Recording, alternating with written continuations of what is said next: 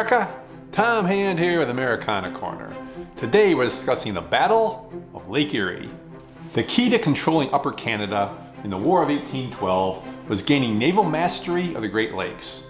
To that end, in February 1813, Secretary of the Navy William Jones appointed Oliver Hazard Perry to command the American fleet on Lake Erie. His adversary was Captain Robert Barclay, who had served under Admiral Horatio Nelson at the Battle of Trafalgar. Barclay's fleet comprised 6 vessels, the largest of which was the Detroit, with 19 guns, and the Queen Charlotte with 17 guns, while Perry had 9 warships, including 2 20-gun brigs, the Lawrence, which Perry named his flagship, and the Niagara, commanded by Captain Jesse Elliott. On September 10th, just before noon, the British long guns on the Detroit opened the engagement, and Perry gave the order to close with the enemy.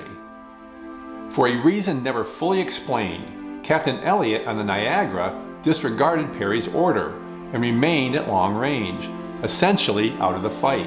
Seeing the Niagara was holding back, Barclay focused British fire on Perry's flagship, and for 2 long hours, the Lawrence fought the Detroit and the Queen Charlotte by itself.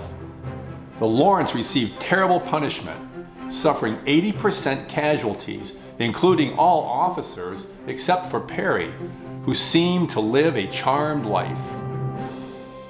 Recognizing the Lawrence was in peril, and assuming Perry was dead, Captain Elliott finally sailed the Niagara towards the fight. Seeing the Niagara, fresh and unharmed, entering the battle, and knowing the Lawrence must soon surrender, Perry made an incredibly bold decision.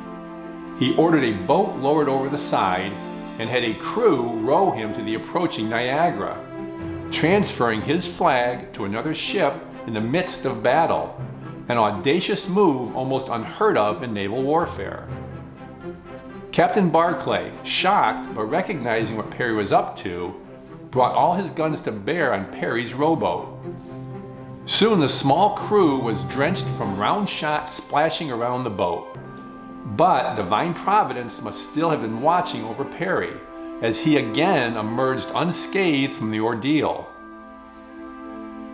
Upon reaching the Niagara, Perry took over command from Captain Elliott and boldly sailed the Niagara back into the fray. Perry smashed through the British line, taking on 5 ships and firing broadsides to the right and the left. Perry then brought the ship about and did the same thing one more time. Inspired by Perry's heroic efforts, the other American ships still able to fight rejoined the battle. By now, Captain Barclay was wounded, and his ships badly damaged by the superior weight of the American guns. And what seemed to be a certain victory for the British turned into an inglorious defeat, as within 15 minutes of Perry's breakthrough, all British ships struck their colors. Then, taking a scrap of paper and pencil from his pocket, Perry sent a note for the ages to General Harrison. "We have met the enemy, and they are ours. 2 ships, 2 brigs, 1 schooner, and 1 sloop. Yours with great esteem and respect, O. H. Perry." Next week, we will discuss the Battle of the Thames.